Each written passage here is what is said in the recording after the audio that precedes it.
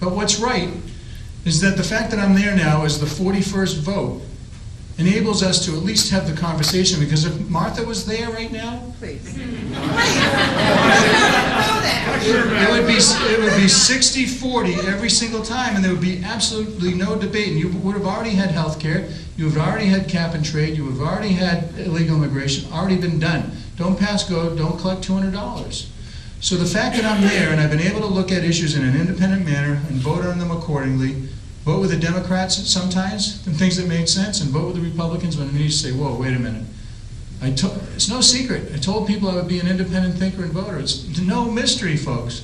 So when I hear people complain about my vote, they have to know, you all need to know, that I look at every single piece of literature that comes in the door.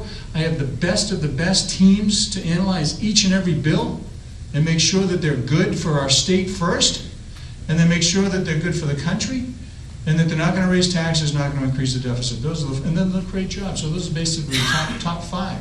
And when I don't have the information, I can call up the Treasury Secretary who was in my office the other day. I can call up anybody, anytime, and get the answers.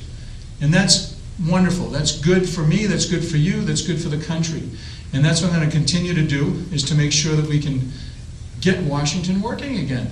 Because as the 41st vote, the fact that they're still talking right now on financial reform is because of my efforts and others like me who said, you know what, we're going to stand firm, we're going to vote for it, we're not going to vote for cloture, which means we're not going to allow it to move forward because it's a bad bill. So keep working, folks, keep working, and then we'll vote for it. So the fact that we've stuck together is a good thing. And when you hear about a Republican holding up something like unemployment insurance, now we had a deal. We had a deal before we went on break. And it was sent over to the House, and the House said, you know, we don't send us anything that's paid for ever again. We said, what? It's like a little delay to get that one, right? Don't send us anything that's paid for ever again.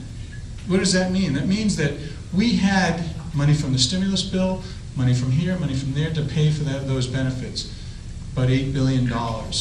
Now, not only did they not find a way to pay for it, they went from 1 month to 2 months at a cost of $16 to $20 billion.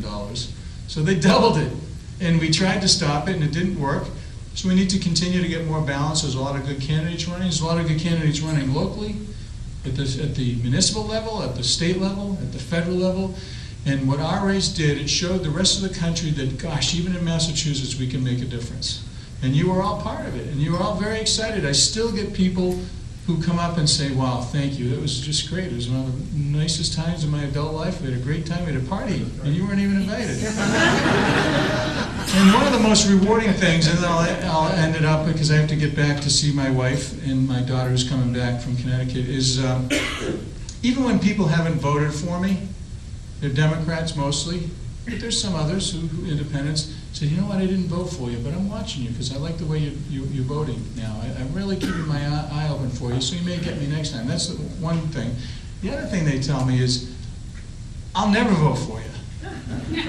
But you know what? You're in a great campaign. You made me proud of that.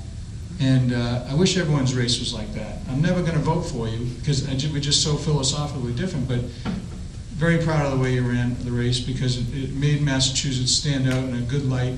And thank you. So that has good value for me. You know, who knows? Maybe they'll have an epiphany and they'll change their mind.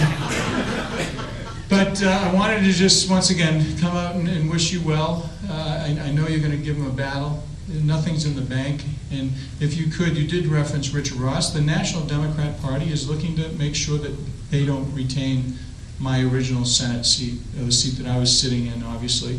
So I'm asking if you have the opportunity, and then you have 3 weeks. You know, once again, just like mine, this is the next step. If Richard wins this race, it continues that momentum for guys like him and everyone else who's running.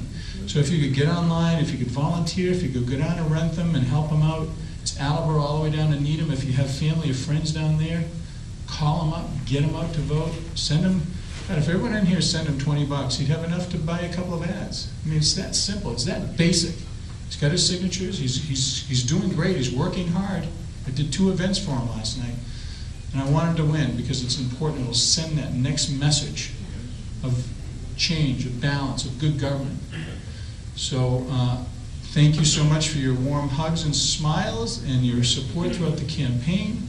I want to wish you, and more particularly you, Debbie, you need to make sure you have a very thick skin. I'm serious. You know, being a spouse of a candidate, you want to go and rip everybody's head off who says anything bad about their honey. Trust me. And you know, just have a thick skin and just forget about it, because you all as a family unit, as long as you stay together, everything else will work out. So I want to say thank you. Have a great rest of your weekend, and I'll see you all soon. Thanks.